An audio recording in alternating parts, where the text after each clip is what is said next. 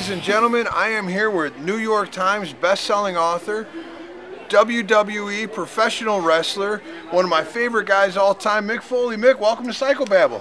Thank you. It's New York Times #1 best-selling author, right? There, make that distinction. Oh, silly me, yeah. Silly me. How's it going, man? Things are going really good. I'm delayed. I think I've got a legitimate excuse. I was at Santa Claus's house. It's a legit excuse. He was training me. In a documentary about people who want to be Santa Claus. Nice. And I have not been Santa thus far, but I have been able to write a couple of children's books about Santa. Now, let's talk about that. Let's back up for a minute before we start talking about A Most Miserable Christmas. Yes. Let's talk about your first book. There was some censorship that happened with your first book. Were you able to avoid that with this book? As far as I know, we were able to. Yeah, some people, some department stores banned it for the depiction of a naked elf. It was no more naked than the Cupid they showed 2 months later, but that's another story. This is, as far as I know, no problems at all, right, Ken? It's G-rated. Even the slight, the slight hint to pee-pee, it's just kind of vague, you know. Kids laugh at it. It's not offensive.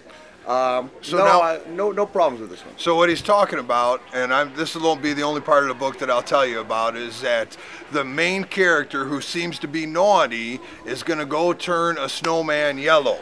And yeah, he had to fight the urge to harm the frosty fellow, to knock it down or to turn it kind of yellow. Yeah. Now I'm a big fan. I enjoy your novels. Yeah. Do really? you? Yeah. You did? You were the one? Okay, go ahead. Christmas. Are you on the good boys list or the bad boys list? I ought to be on the good boys list. Yeah, I mean, I think we're doing positive things with this book. It really works hand in hand with WWE's Be a Star anti-bullying campaign. It tells a nice little story, a little redemption for The Miz, too.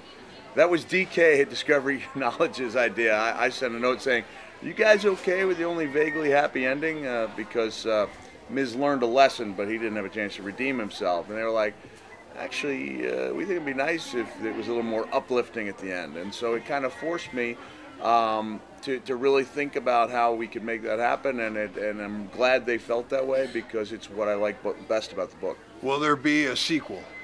Hey, my goal up front, and I wrote a thing called I Love This Book, a blog about the book, is for it to do well enough so that I can write a Halloween book with another message that'll work with Be a Star. It's really not it's more of a labor of love than it is a pursuit for financial gain. So I really hope there is a sequel. So let me give you the quick run through. The anti-bullying program is really what you're trying to promote here, more so than Christmas, more so than the WWE. Yeah, it all work hand in hand. Christmas happens to be my favorite time of year. I'm a year-round listener of Christmas music, and I love the way Christmas can make people feel. It doesn't always make people feel that way about being a little bit nicer to each other, and hopefully they can have a little bit of that Christmas spirit year-round. And I'm hoping that's what this book does, encourages people to be a little nicer to each other and to respect each other despite their differences. If you want to be a real star, as our giant scene elf says, show tolerance and respect. So there you go, ladies and gentlemen. You can find the A Most Miserable Christmas at all your local Barnes & Nobles, barnesandnoble.com, and anything else you need to plug? All right. If you want to be a real star, what do? Show tolerance and respect. Tolerance and respect. So, Mick, hey, thank you.